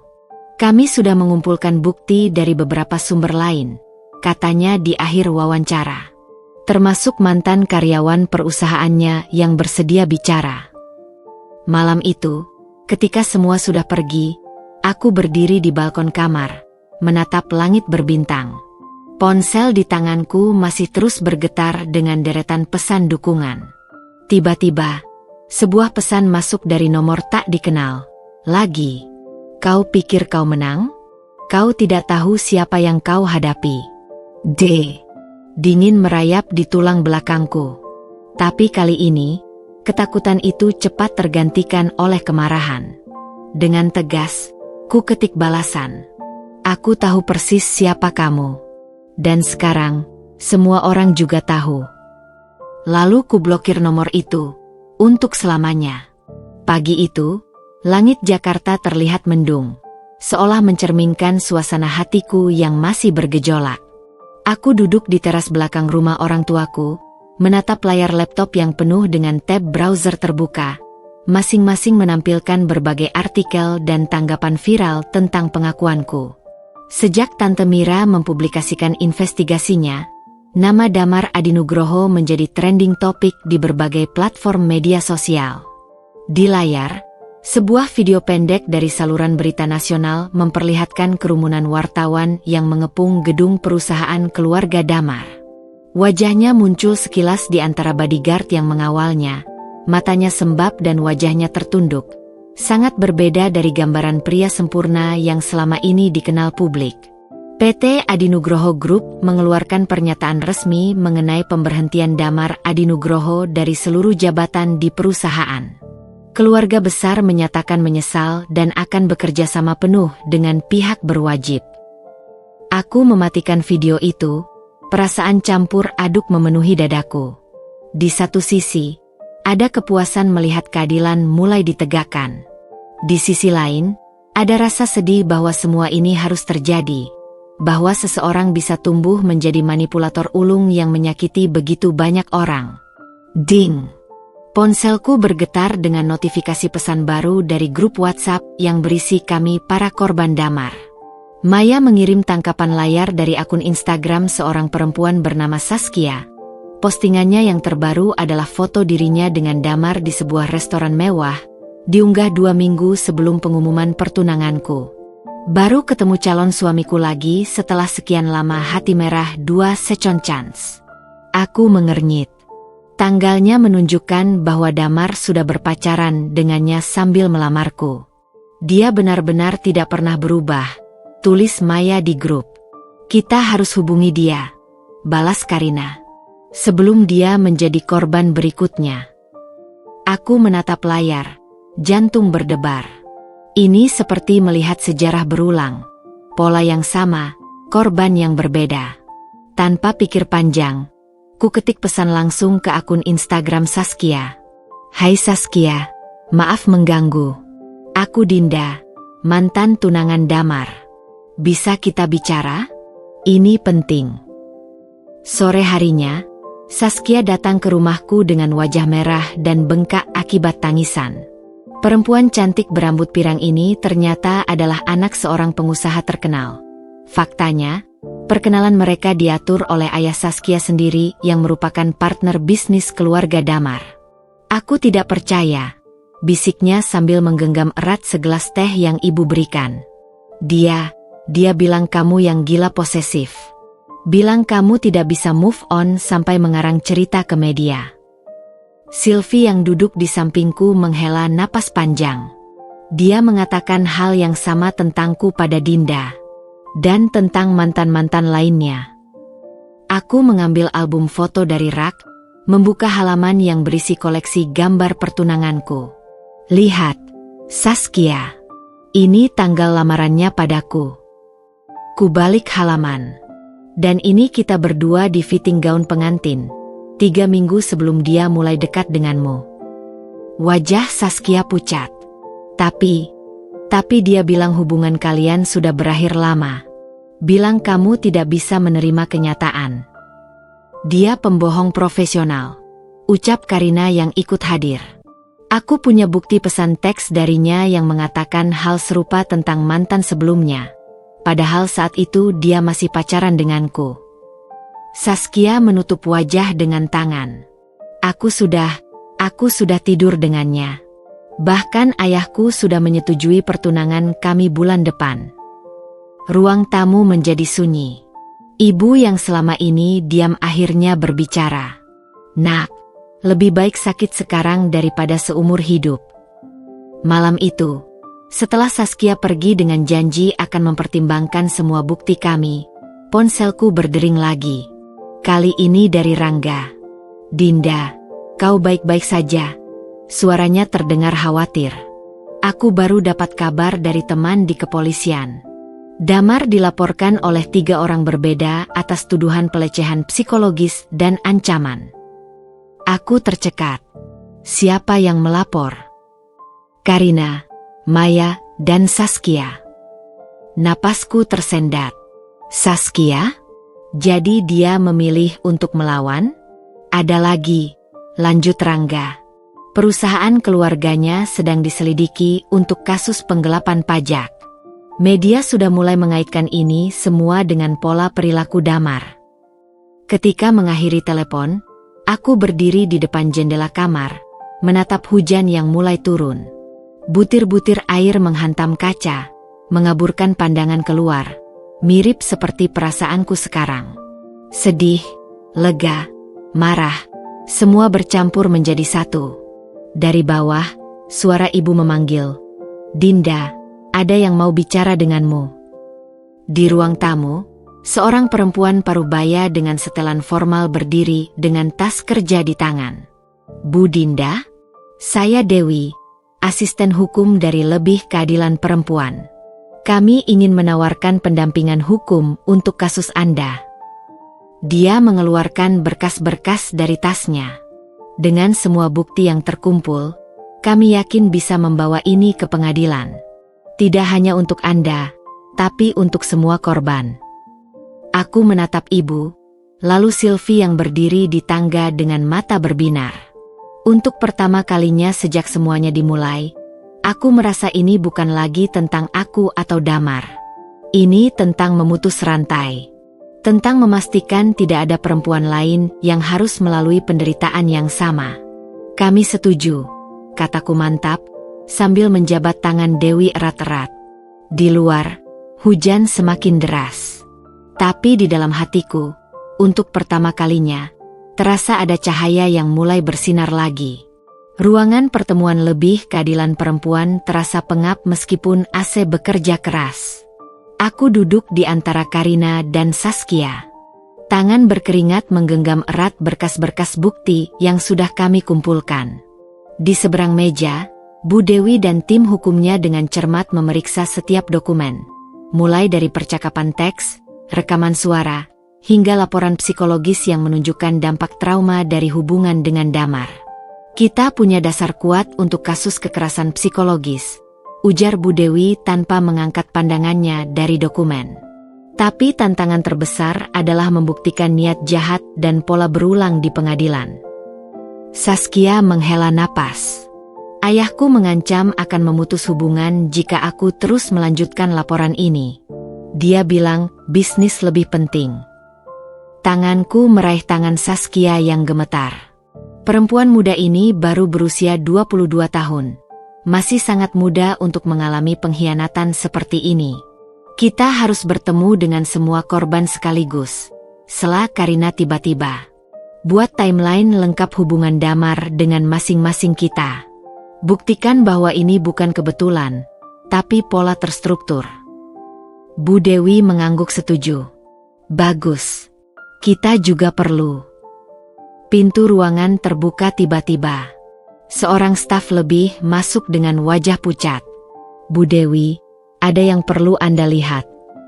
Di layar laptop yang dibawanya, sebuah video viral sedang beredar. Rekaman CCTV dari sebuah klub malam yang memperlihatkan Damar sedang berdebat keras dengan seorang perempuan.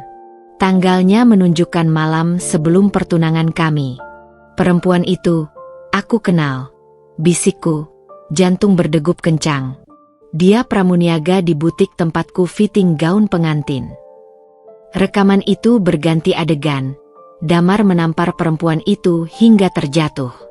Suara gemeretak kursi memenuhi ruangan saat kami semua spontan berdiri. tidak percaya dengan apa yang baru saja kami saksikan. Ini perubahan permainan, gumam Bu Dewi. Kekerasan fisik. Mobil sewa melaju pelan menyusuri jalanan elit Pondok Indah. Aku duduk di kursi belakang bersama Rangga yang dengan sukarela mengantarkanku ke pertemuan rahasia ini. "Kamu yakin mau melakukan ini?" tanyanya. Matanya sesekali melirikku melalui kaca spion. Aku menguatkan diri. Aku perlu jawaban dari sumbernya langsung. Rumah megah keluarga Adi Nugroho terlihat lebih suram dari biasanya. Taman yang biasanya tertata rapi kini terabaikan. Beberapa jendela tertutup rapat. Rangga memarkir mobil cukup jauh, mengikuti permintaanku untuk tidak terlihat. Perempuan yang kutunggu sudah berdiri di gerbang samping, Bu Adi Nugroho, dengan mata bengkak dan dandanan yang tidak rapi seperti biasanya. "Dinda," bisiknya saat aku mendekat. "Aku tidak punya banyak waktu. Suamiku tidak tahu aku menemui kamu." "Kenapa Anda mau bertemu saya?" tanyaku langsung. Air mata mengalir di wajahnya yang mulai menua. Karena aku tahu ini salah. Sudah lama aku tahu." Dia mengeluarkan sebuah flash disk dari saku jilbabnya. "Ini catatan terapi damar sejak remaja. Dokter di Singapura sudah mendiagnosisnya dengan gangguan kepribadian narsisistik dan kecenderungan psikopati ringan." Tanganku gemetar menerima benda kecil itu. "Dan Anda tidak melakukan apa-apa?" Aku mencoba. Suaranya setengah berbisik. "Tapi suamiku, dia bilang itu hanya fase. Bilang damar hanya perlu disiplin lebih." Dia melanjutkan dengan cerita yang membuat darahku mendidih. Tentang bagaimana keluarga menutupi kasus pelecehan pertamanya terhadap asisten rumah tangga saat Damar masih SMA. Tentang uang yang diberikan untuk membungkam korban-korbannya. "Kami salah," isaknya. "Tapi sekarang dia mengancam akan mempermalukan keluarga jika kami tidak membelanya." Aku menatap perempuan malang ini, korban lain dari sistem yang membesarkan monster. "Bantu kami hentikan dia," desakku, "sebelum ada lagi perempuan yang terluka." Bu Adi Nugroho menggeleng pelan. "Aku tidak bisa. Tapi, ambil ini." Dia menyodorkan sebuah kunci. "Ini untuk apartemen pribadinya di Kemang. Di sana mungkin ada bukti lebih banyak." Hujan deras menyambut kami saat keluar dari kompleks itu. Rangga langsung menghidupkan mobil begitu aku masuk. "Dapat apa?" tanyanya penasaran. Aku memperlihatkan flash disk dan kunci itu. "Lebih dari yang kita harapkan." Saat mobil melaju menerobos hujan, pikiranku melayang pada apa yang akan kami temukan di apartemen Damar. Pada semua rahasia gelap yang mungkin tersimpan di sana. Dan pada kenyataan pahit bahwa terkadang, kejahatan terbesar adalah membiarkan kejahatan itu terus terjadi. Hujan masih mengguyur Jakarta ketika mobil Rangga melambat di depan menara apartemen mewah di Kemang. Aku menyembunyikan wajah di balik kerah jaket dan payung besar. Jantung berdegup kencang seperti drum perang. Di sampingku, Rangga mematikan mesin mobil dan memandangku dengan serius. "Kita masih punya waktu untuk berbalik," bisiknya, matanya menatapku dalam gelap. Aku menggenggam kunci apartemen di telapak tangan sampai logamnya meninggalkan bekas. "Tidak. Kita butuh bukti lebih banyak." Lobi apartemen yang megah nyaris kosong di larut malam seperti ini. Petugas keamanan di meja resepsionis hanya melirik sekilas sebelum kembali ke layar komputernya ketika kami berjalan cepat menuju lift. Tanganku gemetar menekan tombol lantai 28, nomor yang diukir kecil di kunci yang diberikan Bu Adi Nugroho. "Kita cari dokumen, rekaman, apa saja yang bisa memperkuat kasus," bisikku saat lift naik perlahan. "Tidak lebih dari 30 menit." Rangga mengangguk, wajahnya tegang di bawah pencahayaan neon lift. "Kalau ada alarm atau sistem keamanan?" Bu Adi Nugroho bilang tidak ada. "Ini apartemen rahasianya. Dia tidak ingin ada yang tahu." Ding. Pintu lift terbuka ke koridor yang sepi dan mewah. Karpet tebal menelan langkah kami saat kami berjalan menuju unit terakhir di ujung. 2808. Kunci pas sempurna. Dan pintu kayu mahoni itu terbuka dengan bunyi klik yang nyaris tidak terdengar. Aroma parfum mahal dan alkohol langsung menerpa begitu kami masuk. Aku segera menyalakan lampu kecil di dekat pintu. Dan pemandangan yang muncul membuat kami berdua tercekat. Apartemen ini bukan tempat tinggal biasa. Ini adalah museum penyembahan diri. Dinding kanan dipenuhi foto-foto damar dengan berbagai perempuan, termasuk diriku, Sylvie, Saskia, Karina, semuanya dalam bingkai mewah seperti piala. Beberapa foto sengaja dipotong hanya menyisakan wajah damar sendiri. Sementara bagian perempuan di dalamnya dicoret-coret dengan tinta merah. Ya Tuhan, Rangga mengutuk pelan. Aku berjalan lebih dalam, perut mual. Ruang tamu berubah menjadi semacam pusat kendali. Papan tulis besar berisi timeline hubungan damar dengan masing-masing korban, lengkap dengan catatan kelemahan dan cara manipulasi yang digunakan. Namaku ada di kolom terakhir dengan tulisan Dinda.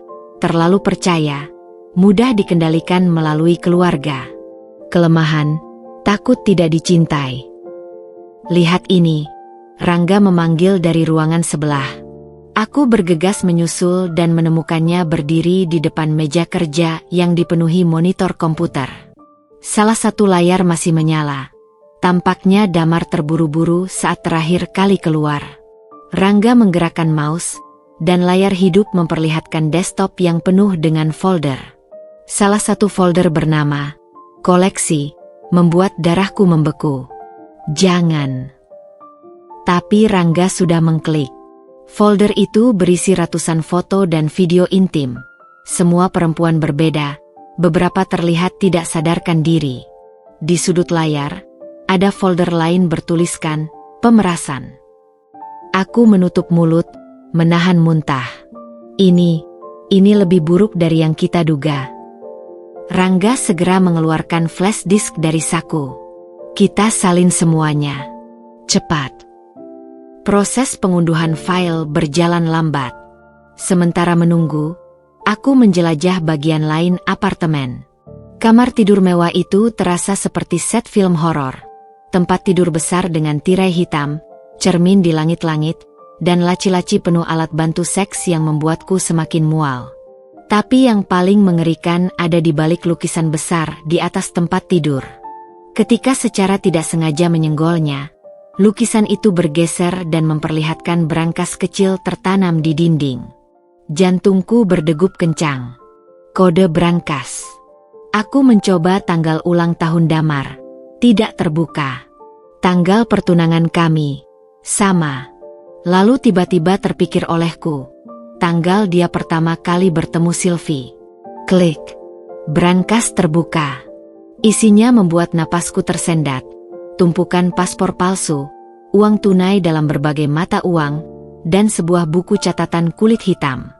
Halaman pertama buku itu bertuliskan, daftar perempuan yang harus dihukum. Dan namaku ada di urutan teratas, disusul Saskia, Karina, dan belasan nama lain yang tidak kukenal. Rangga, teriakku. Dia bergegas masuk, wajahnya pucat. File sudah 80%.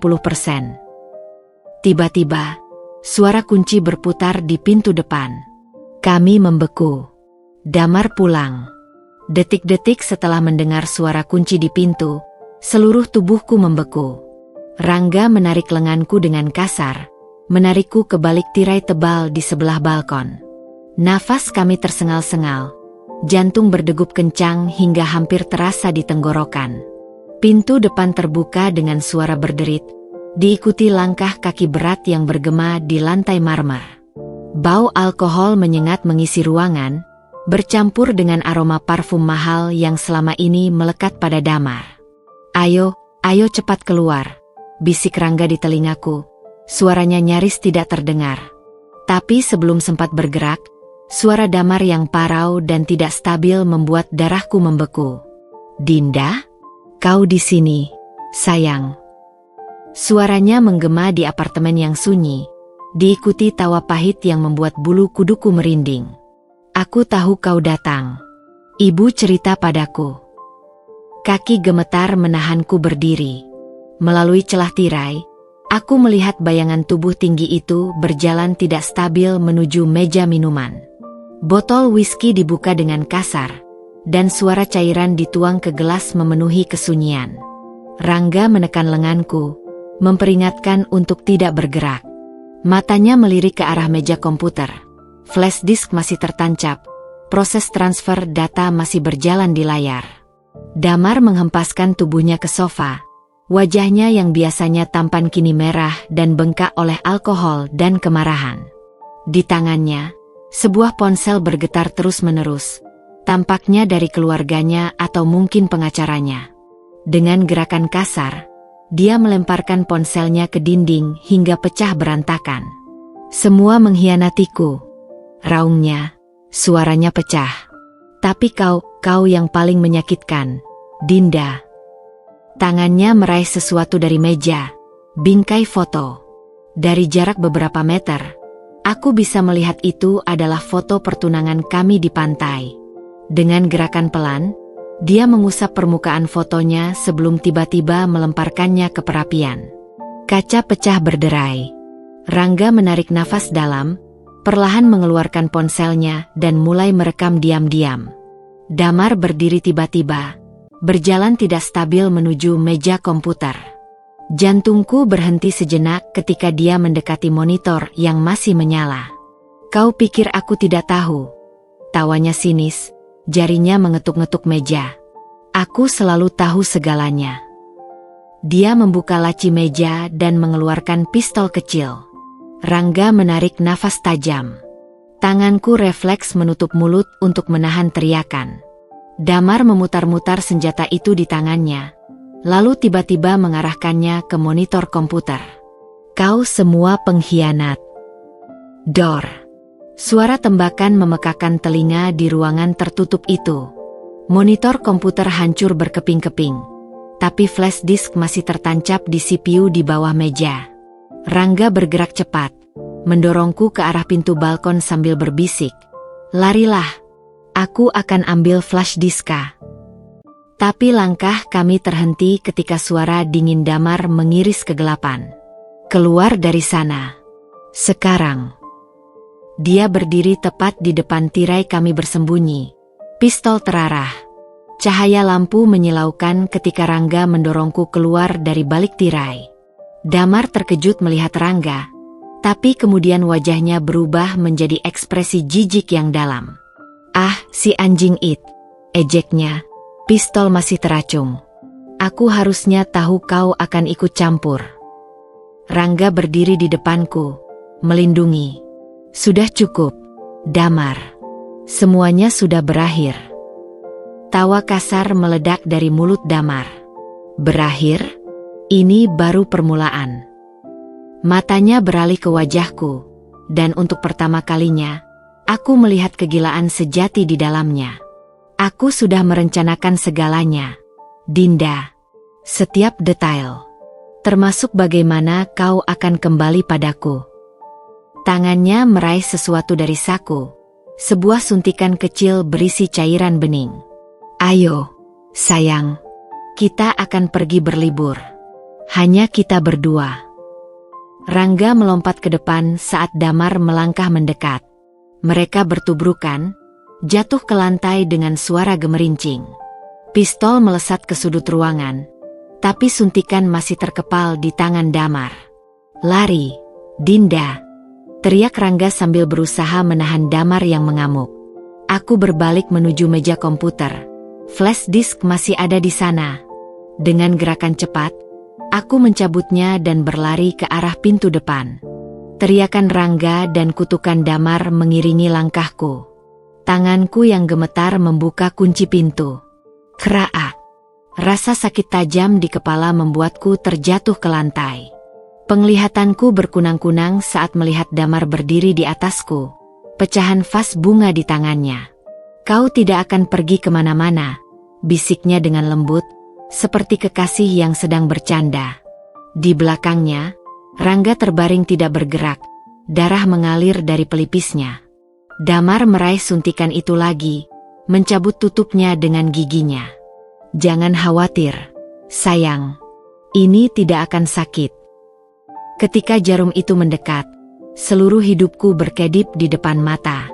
Lalu tiba-tiba, brrrr, pintu depan terbanting terbuka.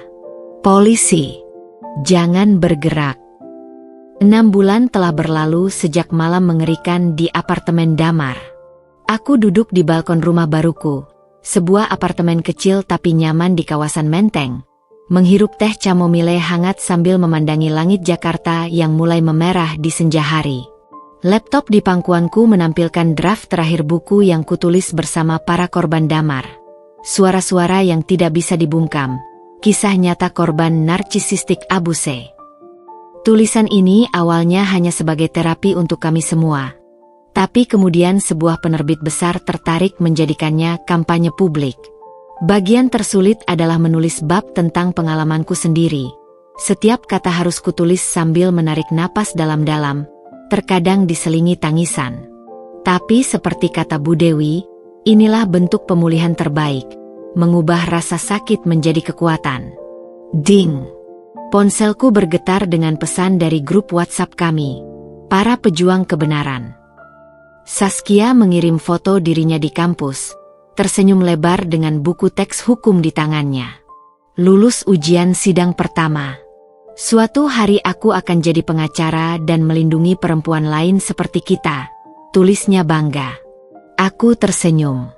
Setelah peristiwa itu, Saskia memutuskan untuk serius kuliah hukum.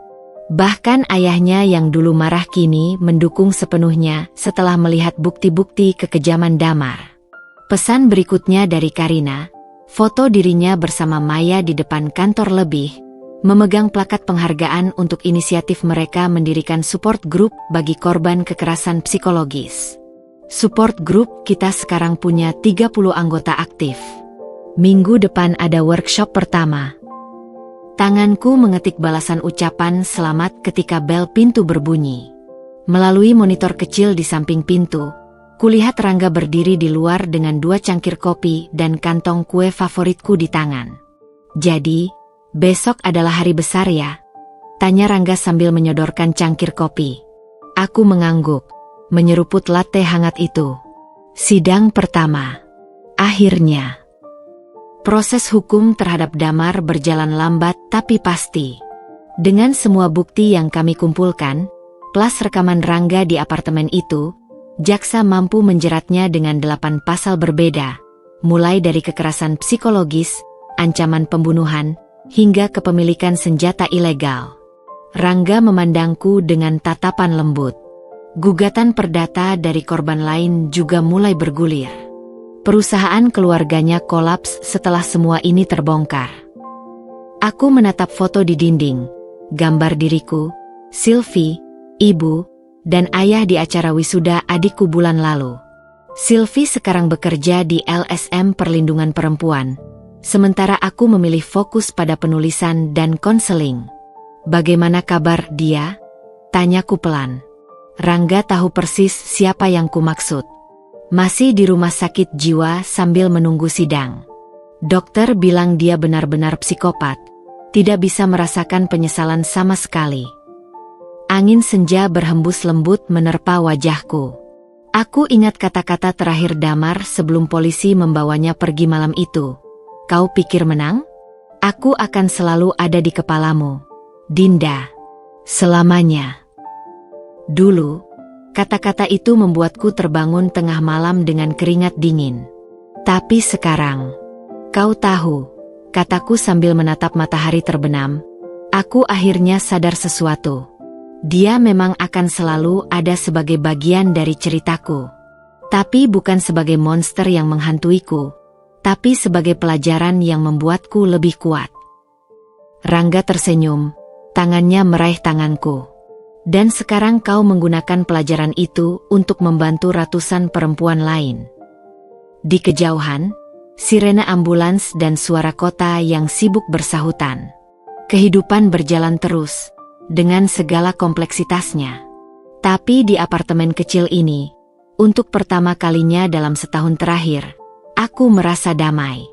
Aku tidak lagi Dinda yang ditipu, dikhianati, atau dihancurkan. Aku adalah Dinda yang selamat. Dan besok, ketika aku berdiri di pengadilan sebagai saksi, itu akan menjadi kemenangan terbesar. Bukan hanya untukku, tapi untuk semua perempuan yang berani bersuara.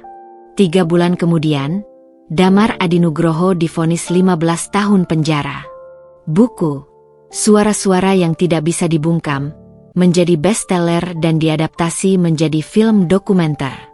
Dinda dan Rangga membuka pusat krisis untuk korban kekerasan psikologis, sementara Sylvie melanjutkan magister psikologi untuk fokus pada trauma healing. Kadang luka itu masih terasa, tapi seperti kata Dinda di bab terakhir bukunya, kita tidak harus melupakan untuk bisa memaafkan. Kita hanya perlu belajar bernapas lagi di antara kenangan itu.